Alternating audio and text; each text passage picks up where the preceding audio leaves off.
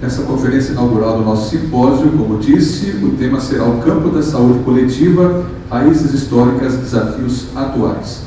O nosso conferencista, ele possui graduação em Medicina, mestrado e doutorado em Saúde Pública pela Universidade Federal da Bahia, professor titular em Política de Saúde do Instituto de Saúde da Universidade Federal da Bahia, professor emérito da Universidade Federal da Bahia. Larga experiência na área de saúde coletiva, atuando principalmente nos seguintes temas: políticas de saúde, planejamento em saúde, reforma sanitária brasileira e sistema único de saúde.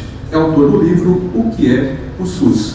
Para o aplauso de vocês, professor Jailson Silva Pai.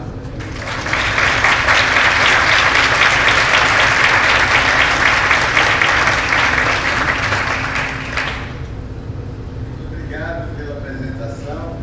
Boa noite a todas as pessoas presentes, especialmente a Ellen, que está mediando essa nossa conversa com a professora Lilian Schreiber, que está aqui, eu estou vendo também. É um prazer muito grande voltar a conversar com os colegas e as colegas de Botucatu. Eu estive aí tempos atrás para discutir a ambiguidade das necessidades de saúde, já há algum tempo, evidentemente, ainda quando podíamos conversar com Cecília Magaldi, com Antônio Luiz Caldas, e mais recentemente com os amigos Piton e com Ellen. Eu quero dizer para vocês, especialmente as pessoas mais jovens que aqui estão presentes, que esses 25 anos de pós-graduação em saúde coletiva do programa de vocês é uma grande oportunidade para que nós usemos como um pretexto para refletir sobre o campo da saúde coletiva. E exatamente foi essa a encomenda, vamos dizer assim, para a nossa conversa, o debate com a professora Lilian, que é visitar as raízes históricas e os desafios atuais desse campo.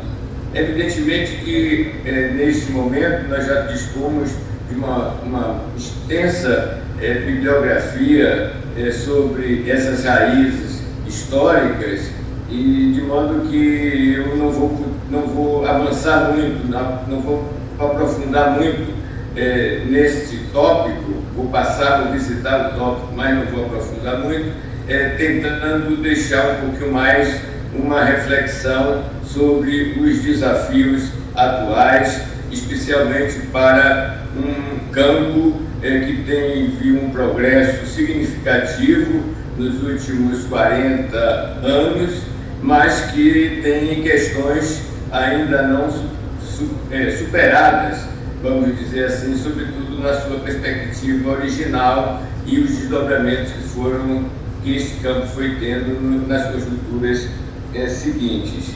Nós, quando falamos em uma oportunidade dessa de refletir sobre o campo, é exatamente um exercício que as pessoas que investem nos aspectos teóricos e metodológicos nos convidam para exercer uma reflexividade sobre o nosso trabalho, e especialmente no âmbito da pós-graduação, no âmbito da pesquisa. E essa reflexividade pode, evidentemente, não só fazer um balanço do que se conseguiu e do que ainda está por conseguir, mas formular, talvez, novas perguntas ou revisitar perguntas já apresentadas anteriormente e ainda insuficientemente resolvidas. Então, pelo menos eu acho que 3 aspectos a gente poderia começar a pensar. Primeiro, o que pode ser a saúde coletiva enquanto campo, o que diz respeito aos aspectos teóricos e conceituais e pode orientar esse poder ser da saúde coletiva. O segundo aspecto, o que deve ser este campo. E, nesse particular, há uma certa preocupação com um projeto ético-político que norteie o trabalho que nós fazemos no nosso cotidiano e os novos passos que precisarão ser dados. E no caso particular do Brasil e do nascimento e desenvolvimento da saúde coletiva, este grande projeto ético-político tem a ver com a ideia, a proposta, o projeto, o movimento e o processo da reforma sanitária brasileira. Então, eu acho que este já é um balizamento do que nós poderíamos ter no sentido de dar no abstrato, mas já tem de alguma forma uma certa historicidade no caso brasileiro. E um terceiro aspecto que diz respeito a o que tem sido a saúde coletiva enquanto campo. E nisso nós temos de alguma forma nos últimos anos acumulado pesquisas que com um certo respaldo teórico e também com elementos produzidos no plano empírico que sustentam basicamente o seu histórico no sentido de identificarmos os caminhos traçados e aqueles que poderão ser percorridos. Evidentemente que esta expressão saúde coletiva ainda é um tema que causa para alguns uma certa perplexidade, porquanto, pelo menos nas origens aqui do Brasil, ela evitou tratar da questão da medicina social, evitou enfrentar a saúde pública institucionalizada, ao tempo em que formulava críticas contra a medicina preventiva ou o preventivismo, a medicina comunitária e a saúde comunitária. Então, na realidade, quase que ingenuamente, nós identificamos nesse percurso uma expressão que aparentemente tinha uma dimensão conciliadora, porquanto não precisava, nas suas origens, dizer efetivamente qual era o seu projeto. Então, era uma espécie de uma noção do guarda-chuva que cabia as várias tendências de pensar o coletivo no âmbito da saúde. A ideia, portanto, dessa designação, dessa denominação, tinha uma identidade com alguns textos publicados na Organização Pan-Americana de Saúde, alguns textos, inclusive, da orientação das mudanças dos programas de educação médica no Brasil, e muito tempo depois cheguei a conversar muito sobre essa descoberta com a professora Lilian Schreiber, que nós encontramos no primeiro prefácio escrito em 1895, isso é só uma curiosidade, de um clássico da sociologia, do Durkheim, exatamente no seu prefácio a expressão saúde coletiva como contraponto àquilo que esse sociólogo chamava de saúde individual. Claro que nas suas origens nós não tínhamos esse tipo de informação, mas com o tempo a gente foi se aproximando a outras reflexões anteriores ao que aconteceu no Brasil e em alguns países da América Latina sob a orientação da Organização Pan-Americana de Saúde. Além de uma expressão, além de uma designação, porquanto a questão não é só uma questão de nome, e essa concepção dizia respeito às possibilidades de termos uma integralidade da atenção, uma integralidade do cuidado, de modo que aquele chamado tratado de Tordesilhas entre a saúde pública institucional e a assistência médica pudesse de alguma forma ser superada. Então, essa concepção da saúde coletiva no Brasil tinha inclusive uma possibilidade de orientar um sistema de saúde, um novo sistema de saúde que não fizesse aquilo que historicamente se construiu no Brasil, de uma separação radical entre a assistência médica da chamada medicina previdenciária e a saúde pública convencional dentro do Ministério da Saúde, das secretarias estaduais e secretarias municipais de saúde. Mas a partir de então, muitos de nós fomos usando também de uma certa maneira, ingenuamente, a noção de campo, né? E essa noção de campo é quase como uma metáfora fundante, para usar a expressão do professor Naumar de Almeida Filho. Embora, uma das primeiras reflexões mais sistematizadas sobre a saúde coletiva, publicadas pela professora Cecília Donângelo em 1983, ela já trazia a noção de campo, que depois nós vamos ter uma oportunidade de uma reflexão maior e um uso mais apropriado deste conceito. E, nesse particular, a aproximação com o conceito de campo científico do sociólogo Pierre Bourdieu, especialmente explorado pela professora Lígia Vieira da Silva, vai nos dar a possibilidade de explorar outros caminhos para reorientar algumas das nossas práticas de ensino, nossas práticas de pesquisa e nossas práticas de extensão ou de cooperação técnica. Então, eu acho que, do ponto de vista introdutório, é importante a gente pensar nessas dimensões, vamos dizer assim, teórico-conceituais, mas também identificar como é que isto foi se desenvolvendo do ponto de vista histórico. Eu vou dividir também esse segundo momento da exposição em relação às raízes históricas em torno de três grandes momentos: o momento dos antecedentes, o momento da emergência e o momento do desenvolvimento, para não dizer o momento da consolidação. Quer dizer, o momento da emergência da saúde coletiva, quando a gente ainda não usava a expressão saúde coletiva, tem a ver com a incorporação das ideias da medicina preventiva ou da medicina integral nos anos 50 e nos anos 60, a partir de um conjunto de seminários e de orientações da Organização Pan-Americana de Saúde, de modo que, ao final da década de 60, com a reforma universitária de 1968, as faculdades de medicina e outras faculdades e escolas da área de saúde vão incorporando esse conteúdo que vai se expressar em departamentos de medicina preventiva, medicina social, enfermagem comunitária, odontologia sanitária, odontologia social, etc. Coisas que talvez vocês já tenham isso de uma forma mais sistematizada do que a minha própria exposição.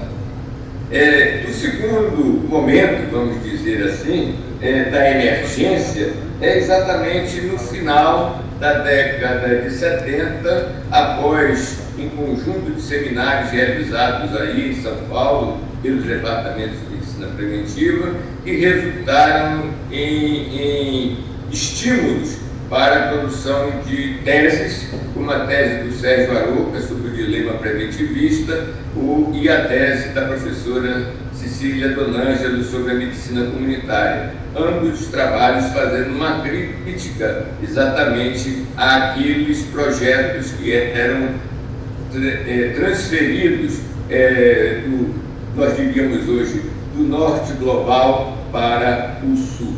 Nesse particular, a gente vai ter o desenvolvimento da saúde coletiva propriamente dita, especialmente no final da década de 80 e na década de 90. Eu estou tomando emprestado, de alguma maneira, uma sistematização feita pelo professor Everardo Nunes e aproveitado também essa sistematização num artigo da professora Lilian Schreiber com o Osmo, que tratam, portanto, desses três grandes momentos: o momento do preventivismo, o momento da medicina social e o momento da saúde coletiva propriamente dita.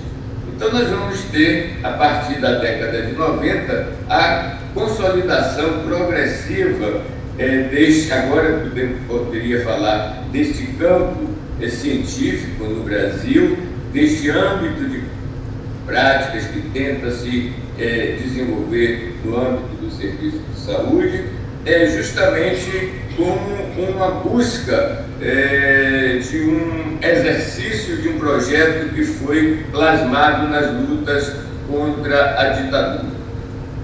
Isto fez com que o Brasil e outros companheiros da América Latina construíssem este campo, uns chamando medicina social e outros chamando de saúde coletiva, que apresentavam propostas muito mais avançadas do que aquelas que estavam discutidas no âmbito do Norte. Então, por exemplo, em 1988 foi publicado um livro pelo Instituto de Medicina dos Estados Unidos, falando da crise da saúde pública e da saúde pública do futuro, em que praticamente se plasmou a expressão de uma nova saúde pública. E quando nós vamos comparar os conteúdos propositivos desse livro com o que já tínhamos adquirido, desenvolvido e sistematizado no Brasil, praticamente nós não devemos nada àquilo que se fazia como crítica dos Estados Unidos.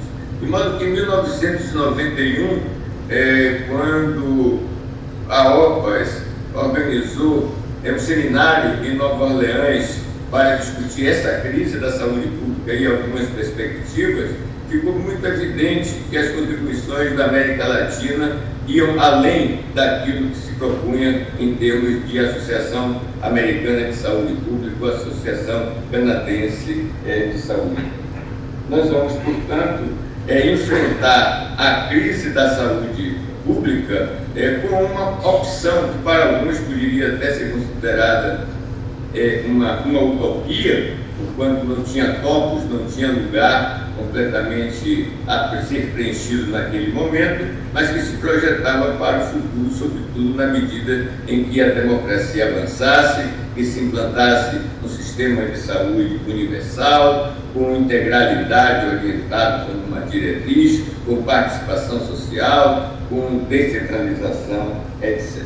Então, o que nós vamos observar ao longo da década de 90, a consolidação desse projeto acadêmico. Então, a saúde coletiva passa a ser reconhecida mais claramente pelo CNPq, pela CAPES, anteriormente a própria FINEP apoiou, mas quando se fazia alguma reunião de avaliação, eles achavam que saúde coletiva era só política e demoraram de reconhecer que saúde coletiva se produz conhecimento, ainda que seja conhecimento crítico, mas em 1990, pelas próprias diretorias da Abrasco, com colegas com mais experiência de pesquisa e mais militantes da produção de conhecimento, permitiram de alguma forma essa articulação melhor com os órgãos de fomento.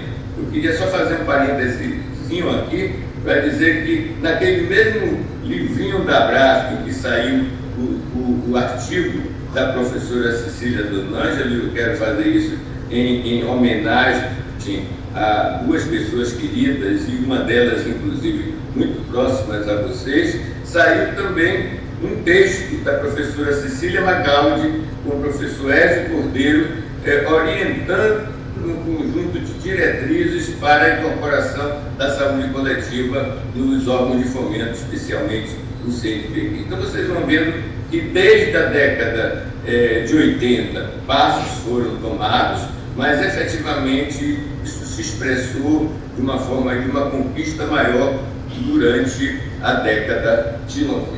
Então nós podemos dizer que na década de 90 nós vamos ter um amadurecimento teórico, epistemológico e científico metodológico na saúde coletiva brasileira. E aí nós vamos viver, eu vou ter uma oportunidade agora, apesar da distância de ser um pouco provocador, expressar um certo paradoxo da saúde coletiva, porque na medida em que a saúde coletiva mais se desenvolvia, mais se conhecia, mais adquiria visibilidade, mais era reconhecida pelos órgãos de fomento e eventualmente até por gestores ou pelo campo do poder, a saúde coletiva vai de alguma maneira esmaecendo o seu caráter crítico, a sua preocupação teórica e vai, de alguma maneira, ter uma expressão muito de pesquisas descritivas, muito operacionais, relativamente pouco reflexivas, aquilo que o José Ricardo Aires, que eu acho que eu estou vendo daqui, e a professora Lina Schreiber falavam de uma rarefação teórica. Então, eu acho que esse é um ponto que a gente já vai percebendo ao longo da década de 90 para a década de 2000, e eu vou usar algumas dessas evidências, entre aspas, para insinuar algo que nós temos escrito nos últimos tempos, uma restauração da saúde coletiva para a saúde pública institucional convencional. Se me permitirem uma brincadeira, depois da Revolução, a restauração.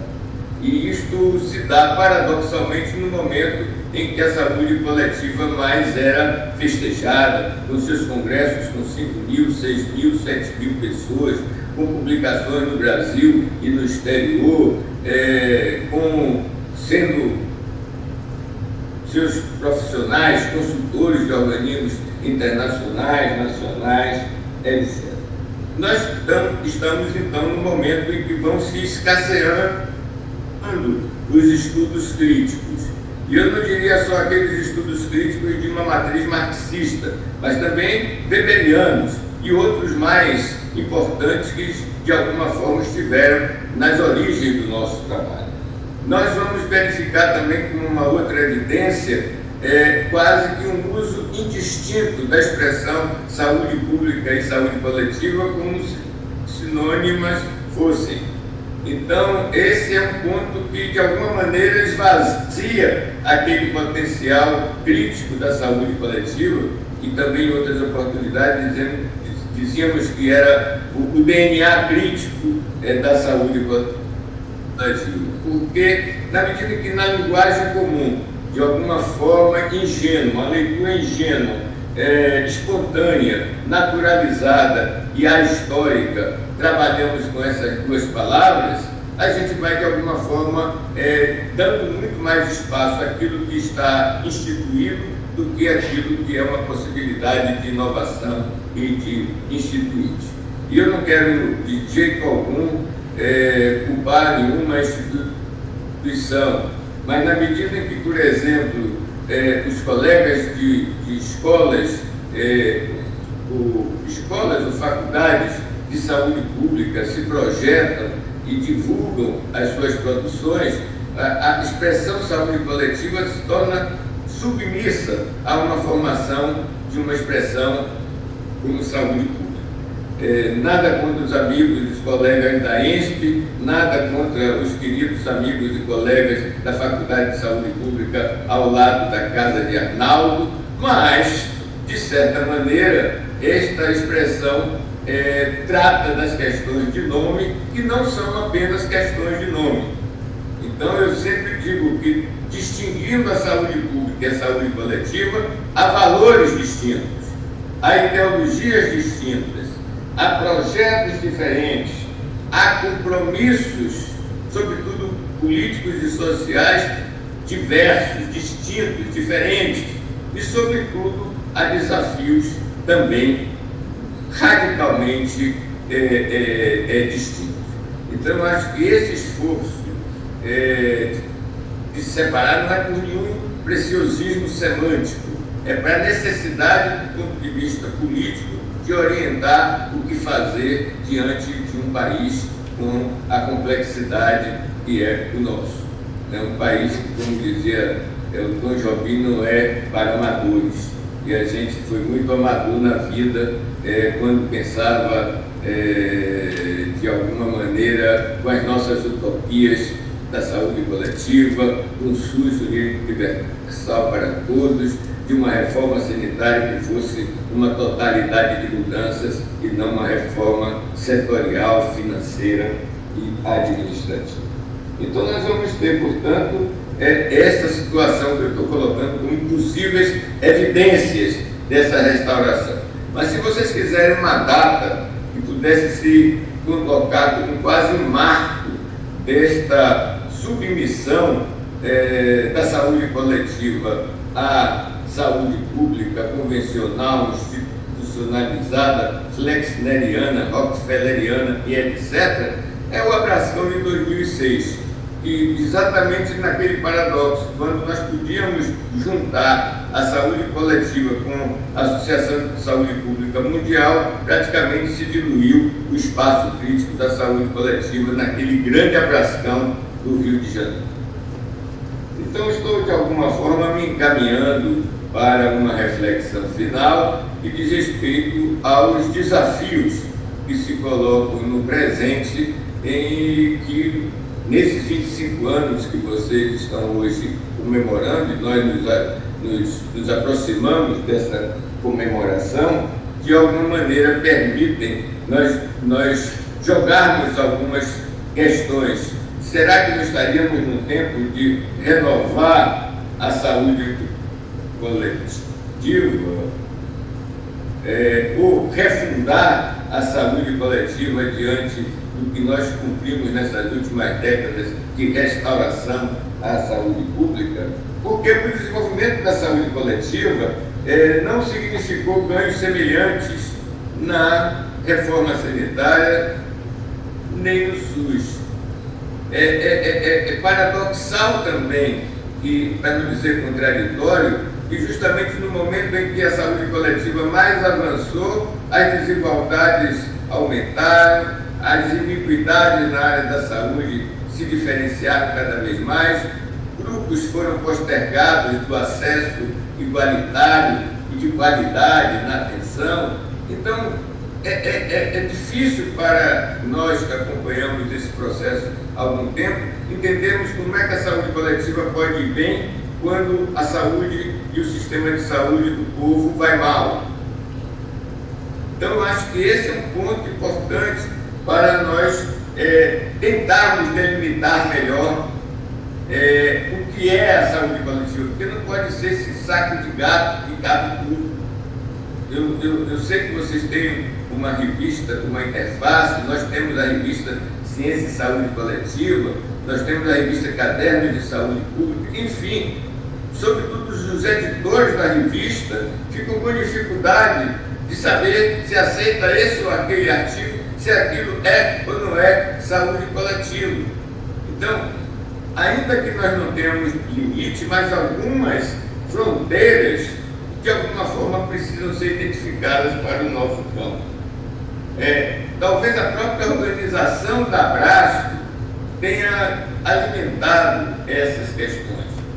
Eventualmente, eu tenho conversado com a professora Lília, que também mostra essa preocupação. Por exemplo, tem as comissões da Abraço que tratam daqueles grandes pilares do campo da saúde coletiva.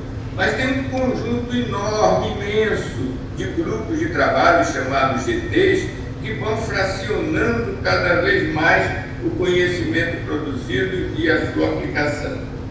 Então, eu acho que essas são questões que são desafiantes, porque são do espaço em que nós nos movemos, são companheiros e companheiras que estão, de alguma forma, dirigindo esses processos. Mas, com todas as misérias que têm acontecido nesse país, a partir especialmente de 2013, e muito especialmente a partir de 2016, e muito particularmente depois de 2019, e muito mais tragicamente diante da pandemia de Covid-19, nós vamos ter uma situação em que algo se parece ter se movido dentro daquele processo. Então, a reforma sanitária, que em em termos de um processo, vinha recuando, vinha retrocedendo cada vez mais, de alguma maneira retomada por um sujeito coletivo construído naquela luta, que é o sujeito da Frente pela Vida.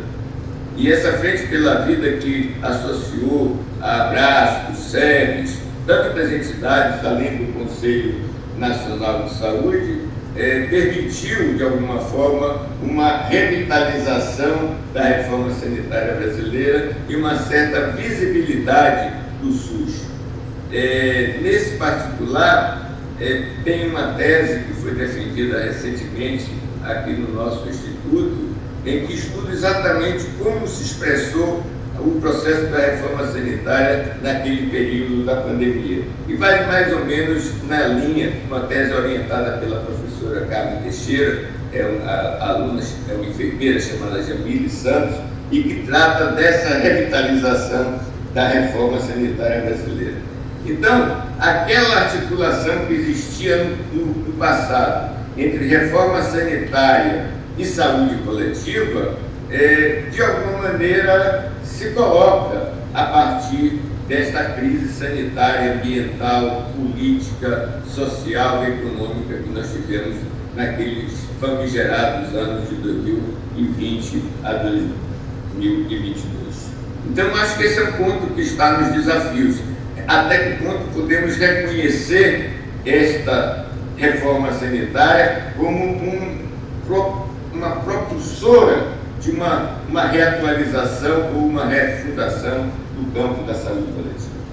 Além disso, nós temos os congressos da Abrasco, que representam um momento vivo em que a vanguarda do pensamento crítico em saúde tem, de alguma maneira, a possibilidade de se expressar.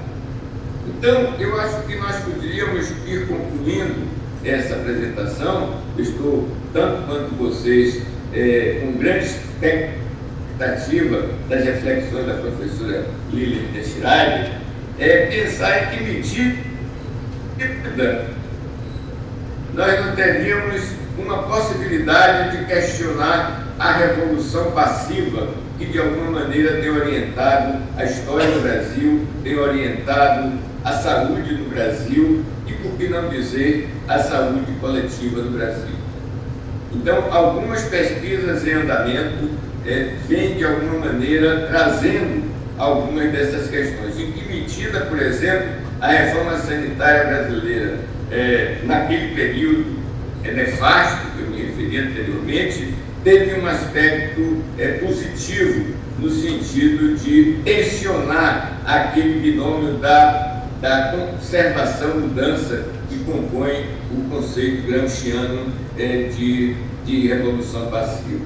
Ou mesmo a superar aquela outra díade da revolução-restauração, também mencionada pelo Antônio Gramsci. E, quem sabe, também a saúde coletiva poderia ser, pelas suas relações com a saúde pública, e tão convencional, institucionalizada, mas, ao mesmo tempo, com a reforma sanitária brasileira, aproveitar essa reflexão que se fez ao longo das várias lives, por exemplo, que ocorreram durante a pandemia, das várias ágoras da Abrasco, com tantos de vocês que participaram, etc., a gente ter algum elemento, alguma evidência dessa reatualização ou dessa refundação da saúde coletiva. Estou me referindo especialmente a um projeto em andamento da professora Lígia Vieira da Silva, que está exatamente estudando essas dimensões. E, para concluir, eu acho que vou deixar aqui algumas questões para reflexão. Essas questões não são minhas, são da revisão da literatura que eu fiz para apresentar essa pequena palestra para vocês. Uma parte dessas perguntas vem, por exemplo, de uma publicação da Ciência e Saúde Coletiva, que fez uma avaliação crítica para a CAPES ainda em 2010, e que os autores perguntavam, e eu quero passar isso para vocês, tal como eles o fizeram. Pedir licença para ler essas 4 questões. Há motivos específicos de identificação com esse campo? Entre nós, vocês mais jovens, por exemplo, tem atualmente o campo da saúde coletiva a marca do momento da criação? Resta-lhe ainda e o caracteriza o compromisso político original? A composição curricular dos programas, isso nos seus 25 anos é importante, tá? Tem relação com esses propósitos? E agora, concluindo mesmo, a professora Lilian Schreiber, há uns anos atrás, fez 2 perguntinhas que nunca saíram da minha cabeça, e antes que ela adiante para vocês, eu vou me adiantar a ela. O que trata mesmo o campo da saúde coletiva? Há algo de verdadeiramente novo na saúde coletiva? Então, se nós não soubermos se há realmente esse algo novo na saúde coletiva, pelo menos podemos apostar em novas energias instituintes ou novas energias utópicas. Muito grato pela atenção de vocês.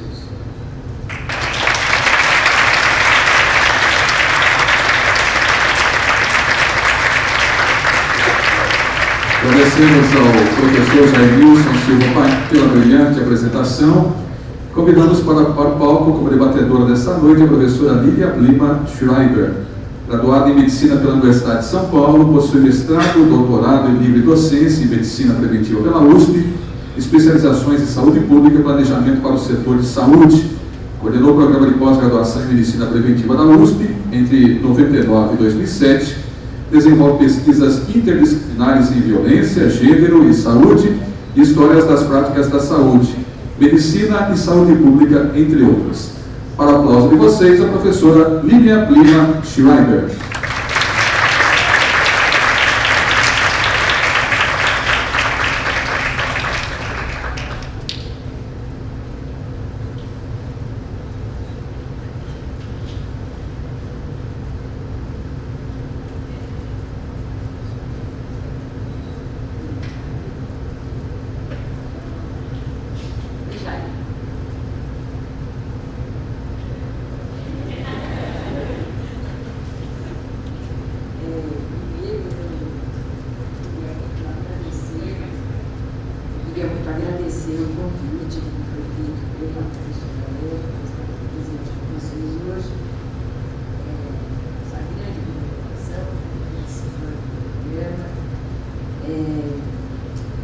Botucatu sempre foi minha casa também, né? Eu estive por aqui, professor Antônio, professora Eliana, professora Helena e professora Cecília Magaldi, que também tive a felicidade de conhecer e conversar bastante.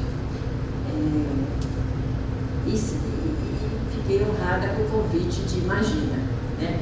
Debater Jairmilson. Ousadia, a gente que não tem senso, né? Que fala uma coisa dessas. Mas, enfim, eu quero aproveitar a riquíssima fala de Jair, né? De fato, a gente tem tido uma grande interlocução mais recente também, né? Em torno da história da saúde coletiva.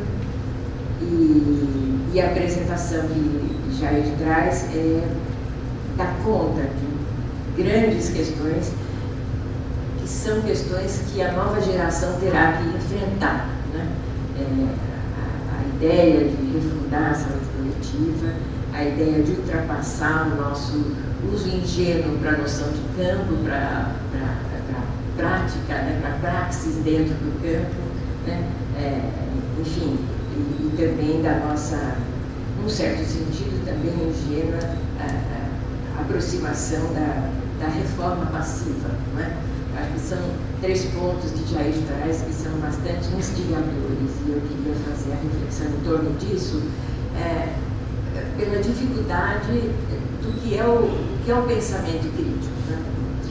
Porque eu tenho essa imagem e essa reflexão de que quando o Jair fala da ingenuidade, é muito importante isso, né?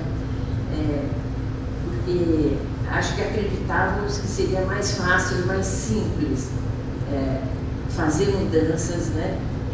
Dentro de práticas hegemônicas, de pensamento, de produção de conhecimentos hegemônicos, acho que nós achávamos que era mais fácil, não nos demos conta exatamente da complexidade que isso significava, né?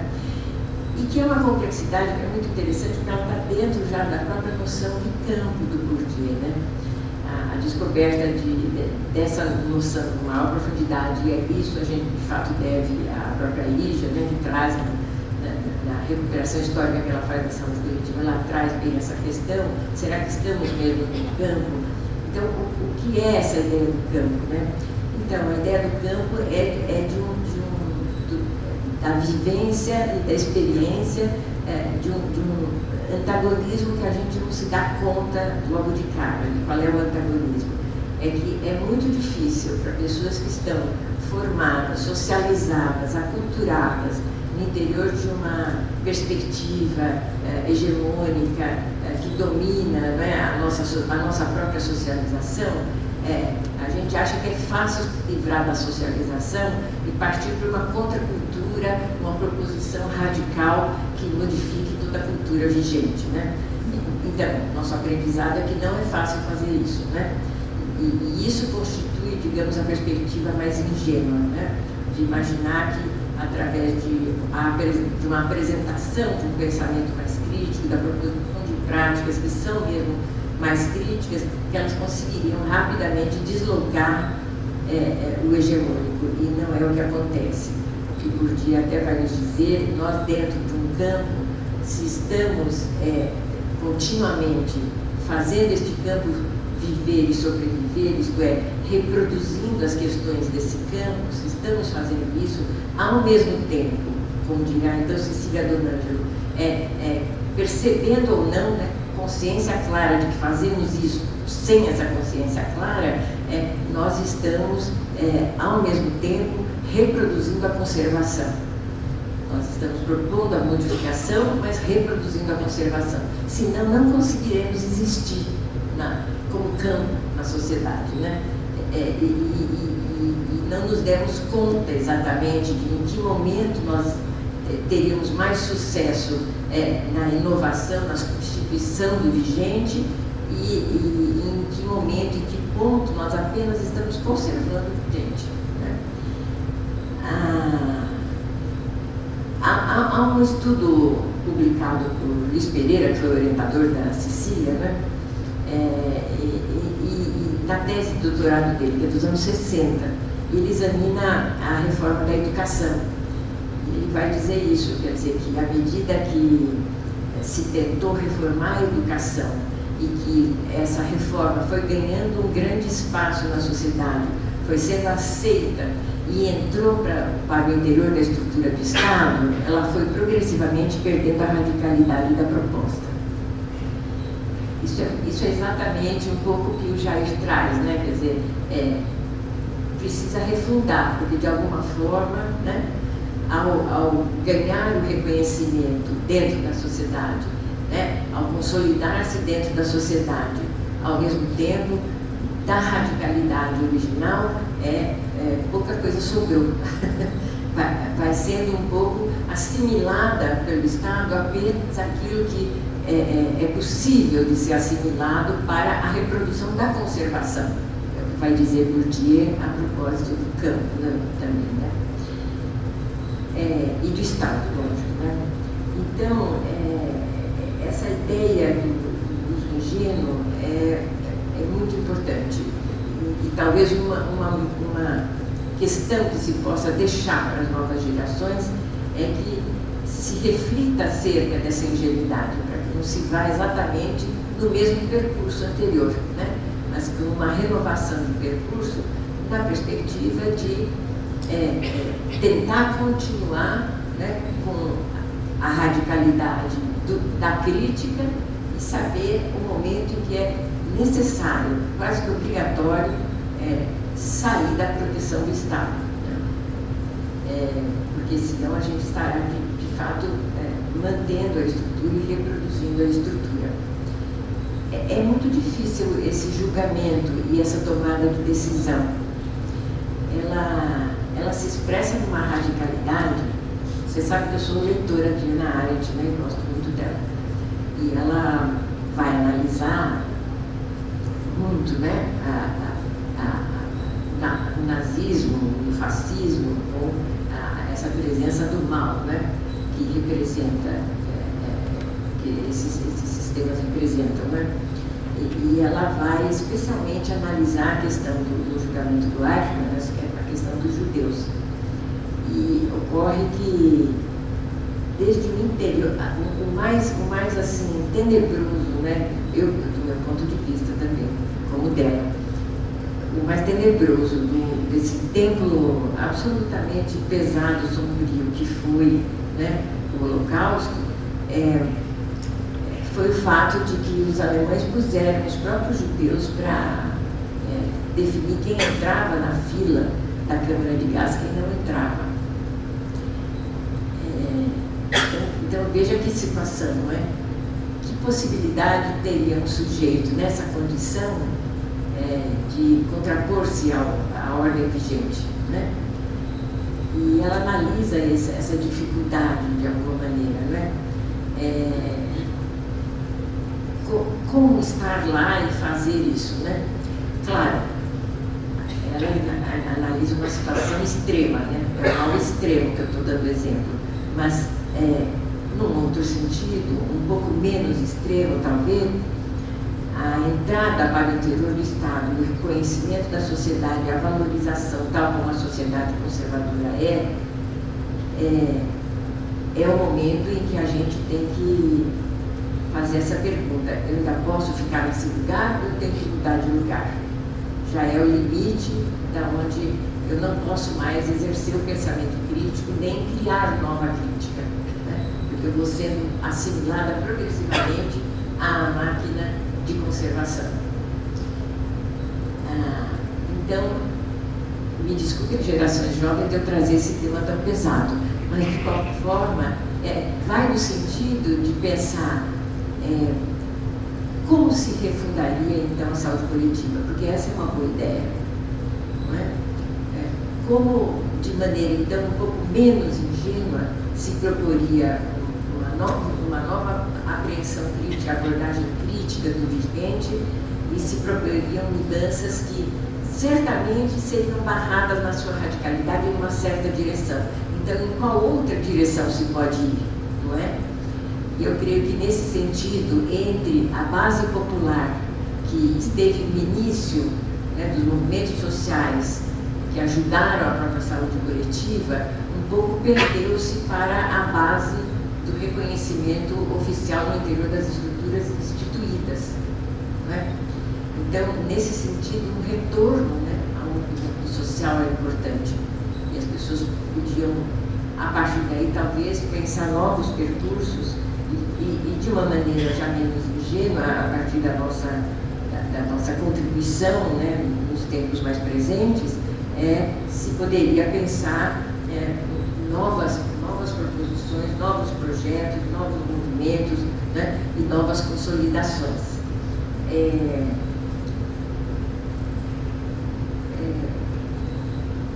Você mencionou nesse sentido também a importância de repensar a saúde coletiva algumas fronteiras, né? E isso é interessante, no sentido de repensar o movimento de fragmentação que se instaurou no interior do próprio campo, não é? Esse movimento está bastante de acordo com a proposta muito conservadora da sociedade contemporânea, pós-moderna, da extrema valorização dos especialistas.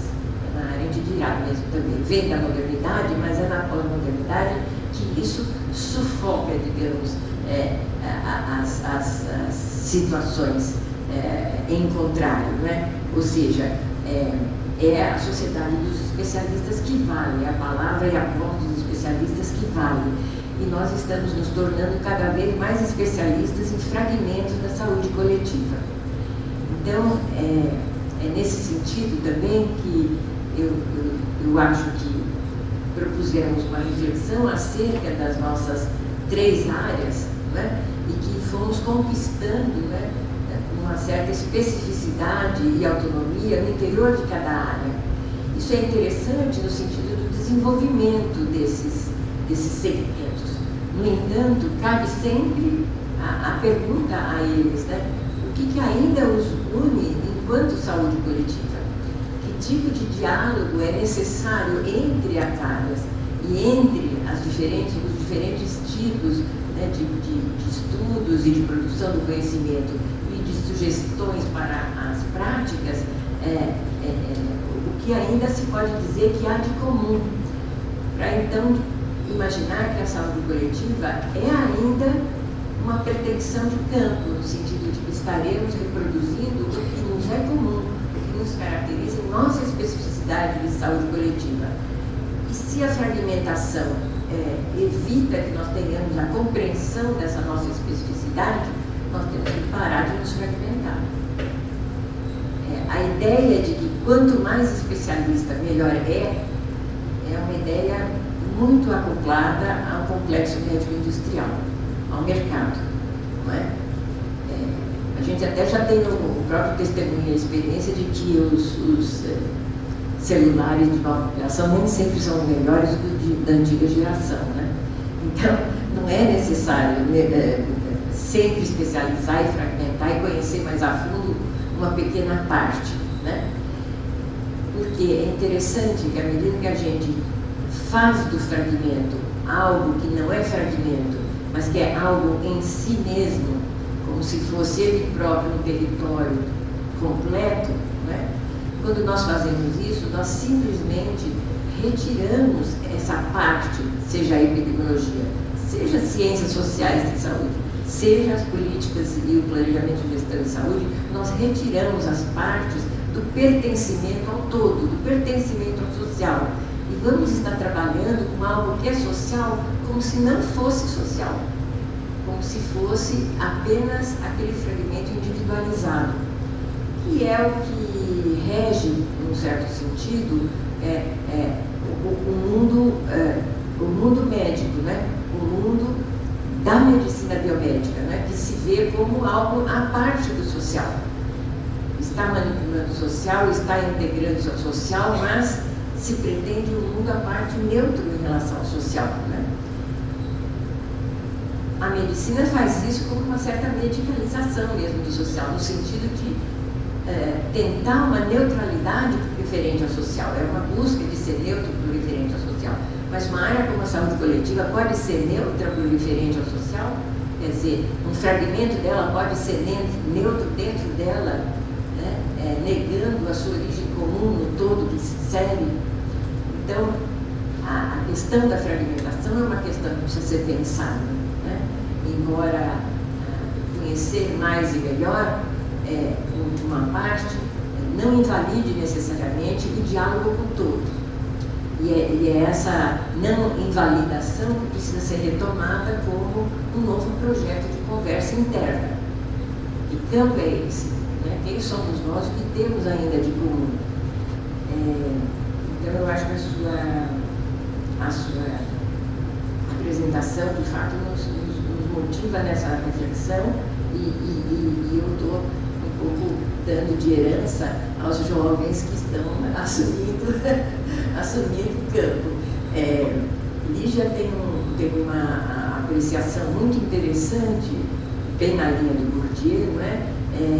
Nesse sentido de saúde coletiva é ou não é campo, ela vai dizer a saúde coletiva que ganha, né, de herança o campo da saúde é, na verdade, constituída de pessoas que recusam a herança, né?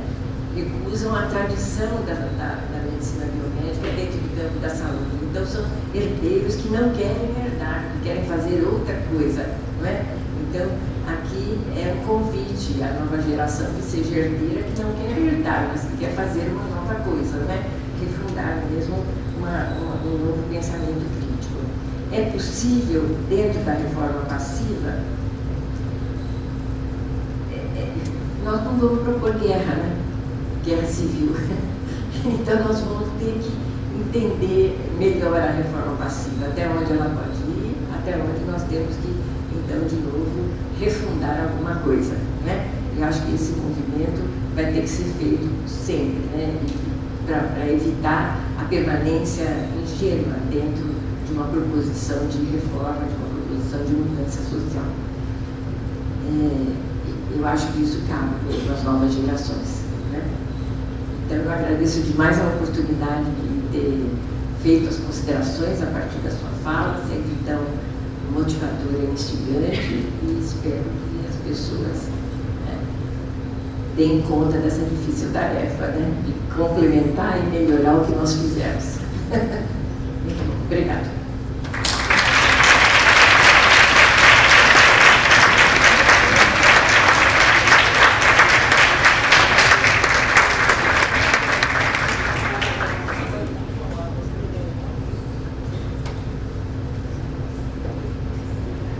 Vamos abrir agora, então, para os questionamentos, né, as considerações, então, da plateia. O pessoal pode levantar a mão, podemos chegar ao microfone até as pessoas. Começando pelo professor Caldas, então. Vamos lá. Bom, boa noite a todos. Eu vou só dar uma boa noite aqui, olhando para todo mundo, e depois vejo tanta gente aqui, alunos. Professor Jair, que prazer revê-lo, e a Lília, e desses quase meio século, né, de caminhada, de luta, e achei fantástica a sua colocação. Realmente o momento exige um cuidado muito especial, como foi bem colocado pela professora Lília e por você. Já que se falou em guerra aqui, viu, professora, você levantou a bola aqui para mim, eu acho que a construção desse campo, aqui entre nós vai nascendo um momento da ditadura em que a radicalidade era quase um dever. Um dever. Então, naquele momento, se formou um corpo de pensadores, de intelectuais, seja na academia, seja no serviço de saúde. Quero aqui aproveitar para falar dos nossas entidades de classe, dos médicos em particular, que tiveram um grande avanço na renovação médica e ver a situação que as nossas entidades se encontram hoje, uma lástima completa, um refluxo total, não se enxerga nesse campo da medicina, desculpe as pessoas das demais profissões, mas na medicina, um retrocesso tremendo no campo da saúde coletiva. Eu vou até dizer, um aluno que queira fazer pediatria, ele não precisa fazer pós-graduação, não é isso? Ele faz residência, ele vira pediatra. No campo da saúde coletiva, eu fiz essa indagação há algum tempo aqui nesse auditório, como é que um aluno que nos procure no quarto ano fala, eu quero ser da saúde coletiva, fala, não quero fazer pós-graduação. Eu quero ser um médico, meu colega vai ser pediatra, eu quero ser um sanitarista, como era antigamente, e nós tínhamos as nossas residências. Então, vocês concordam que foi um bocado isso. Mas eu queria voltar para a questão aí do campo da guerra, que eu acho, eu tenho a sensação que parece uma guerra de trincheira. Nós avançamos, então, naquele período, nos anos 80, o início dos anos 90, a 8ª conferência, e as trincheiras se estabeleceram, porque também a outra saúde, contraposta a essa concepção da saúde coletiva, ela também se fortaleceu e se estabeleceu, e eu vejo hoje assim uma coisa, você tem toda a razão, Jair Nilson, o que nós avançamos aí nos últimos 10, 15 anos do ponto de vista estratégico, do ponto de vista de novas formulações teóricas, porque o SUS já tem aí, já estamos indo quase para os 40 anos. O que apareceu de novo? Não, nós resistimos. Essa é a nossa situação hoje. Na pandemia, então, isso ficou evidente. Então, eu acho que nós temos que pensar realmente, e talvez nessas questões estratégicas, e talvez isso explique o tipo de produção das nossas pós-graduações, que antes, quando eu tive a felicidade de fazer lá na USP, se produziam grandes teses, mestrados, doutorados, teóricos, coisas espetaculares, não era? E que, com o tempo, quase que na impossibilidade de avançar nesse campo, nós vamos para as questões táticas. Aí na guerra de trincheira, nós vamos arrumar uma trincheira mais confortável, tal, mas não tem eu sinto falta desse avanço. Então, era apenas isso que eu queria colocar, que eu tendo vivido, aliás, o primeiro mestrado aqui da nossa pós-graduação, eu orientei, e era uma tese bastante sui generis, porque era uma análise da ética e as práticas de saúde, mas sob o ponto de vista da ética. Era uma professora da enfermagem que se dedicava à ética, né? Então, tinham temas assim mais... Bom, é isso. Depois, tantas outras coisas aconteceram, mas eu queria só fazer essa concordância, um certo desalento, eu quero dizer, de ver que essa produção vai se tornando mais operativa do SUS, análise de programas, que foi bem colocado pela professora, uma pulverização, é aquilo que uma pulverização que na política está na moda agora chamada de identitarismo. Eu acho um nicho, mas uma tese que nem o dilema preventivista, a tese da professora Dona Ângela, eram teses, não era nenhum tratado, nada, o sujeito fazia aquilo na pós-graduação, foi o que o Arouca fez.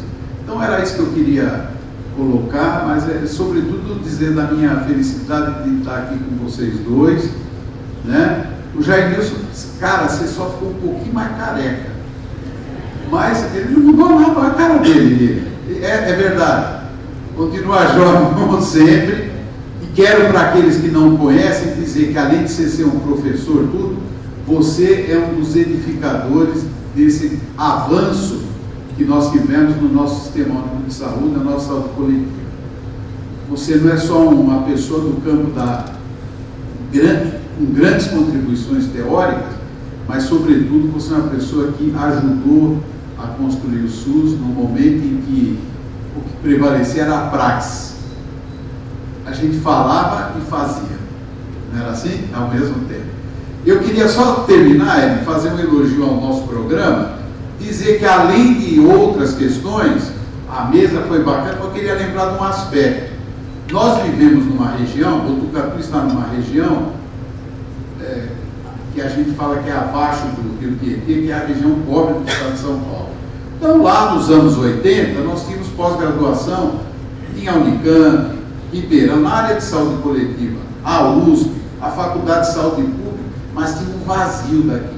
O sujeito que mora, não sei se tem alguém aqui no nosso programa de Marília, lá de Tupã, de Presidente Prudente, ou ele tinha que ir para São Paulo, Ribeirão nem falar, porque aqui nós funcionamos em torno da Marechal Rondon, então o cara não tem nem como ir fazer aula em Ribeirão. Ou ele ia para São Paulo, ou alguns iam para Londrina, também tinha a pós-graduação. E a nossa pós-graduação, eu acho que ela permitiu, fazendo elogio aí a todos que coordenaram antes, que a nossa, desculpe a expressão, caipirada aqui do oeste do estado de São Paulo, estamos todos nós aqui, não é isso, professor? Pudéssemos ter o acesso à pós-graduação. Então, eu tive muitos orientantes de Marília, de Bauru, era muito difícil. Então, o nosso programa cumpriu esse papel, você dizer assim, estratégico de formação pós-graduada na área da saúde coletiva. Pela sua, não sei se apareceu alguma outra PG daqui até as barrancas lá do Paraná, Marília, acho que não. Continuamos sendo só nós. temos até aluno do Mato Grosso do Sul, né? E a outra coisa legal, eu fiquei muito feliz de ver este querido aqui lá representando, o Rodrigo representando os alunos. Todo mundo, os alunos pelo menos devem conhecer, porque representa vocês. O Rodrigo é o quê? É médico? Não. É enfermeiro? Também não. É farmacêutico? Não. O que você é? Advogado. Então, o papel que a nossa pós-graduação teve de permitir que profissionais de outras áreas, dentro do espírito da saúde coletiva, e tantas outras áreas, professora Lília, né, para a gente falar de saúde coletiva, de amplitude, Jairson, pudesse fazer as suas pós-graduações. E está aqui o exemplo do Rodrigo. Eu fiquei surpreso quando estou afastado do programa. Eu falei, o que o Rodrigo vai fazer na mesa? Não, o cara já está fazendo doutorado. E ele é um advogado e que teve que gosta desse tema. Vários alunos nossos advogados, né? Bastante tempo, e outras áreas do conhecimento, todas. Né? Então, era isso. Eu sei que eu me estendi, mas é que é 25 anos, né? Estava guardando assuntos faz 25 anos.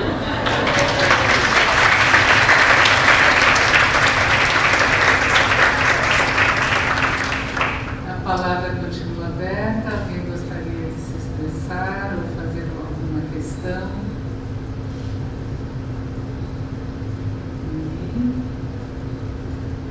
Eu queria ouvir uma tréplica do Jair aos comentários da Lília. Sim, sim.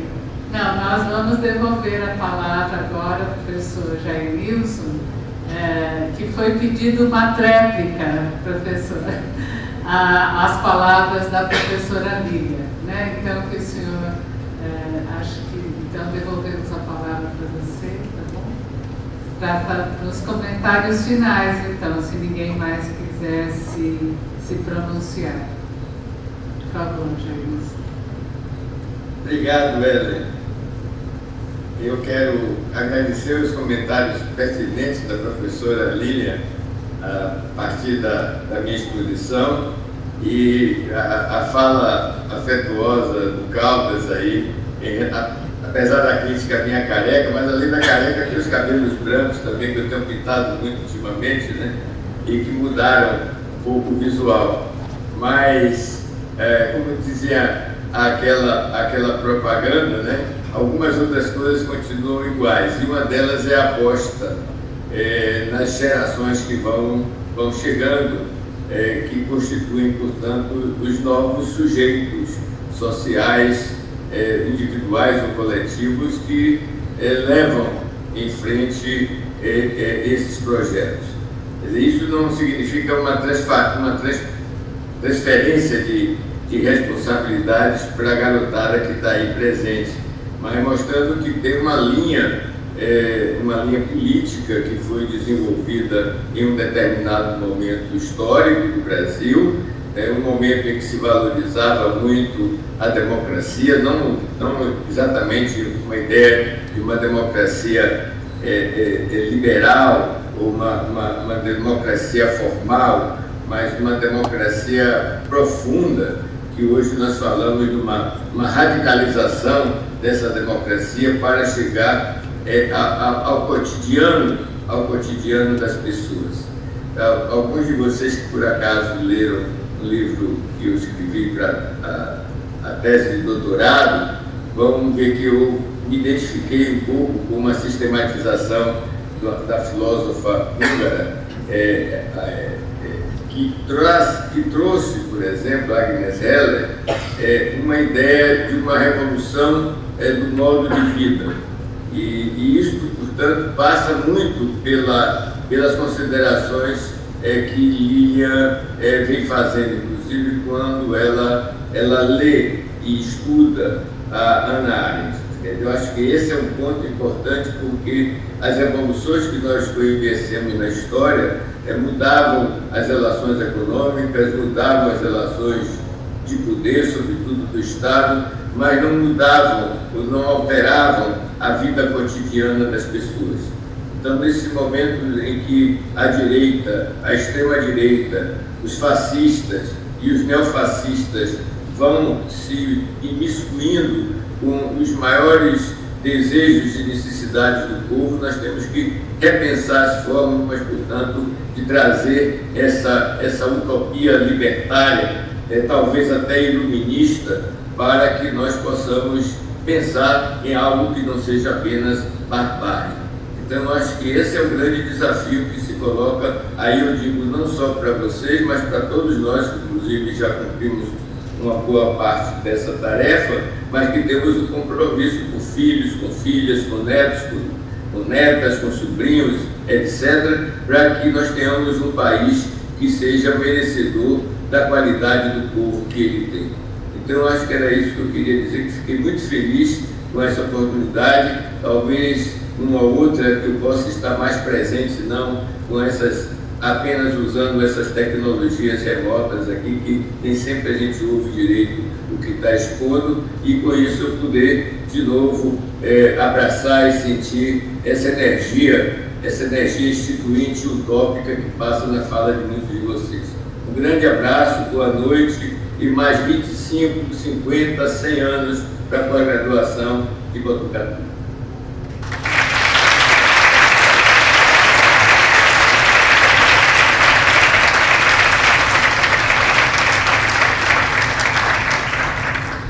Muito obrigada, Jairmilson, muito obrigada, Lília, pelas excelentes contribuições, né? E ficam muitas questões, né? Muitas questões para os nossos alunos, para os nossos jovens professores que estão renovando o quadro, né? E para os velhos também. Muito obrigada, Jairmilson. Muito bem, e dessa maneira nós encerramos a nossa aula para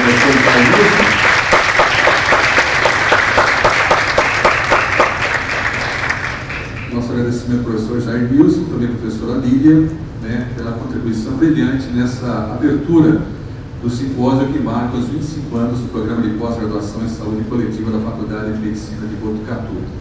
Agradecemos a todos pela presença. Amanhã a programação tem início a partir das 8h30 da manhã aqui no Salão Nobre da Faculdade de Medicina. Boa noite, até amanhã.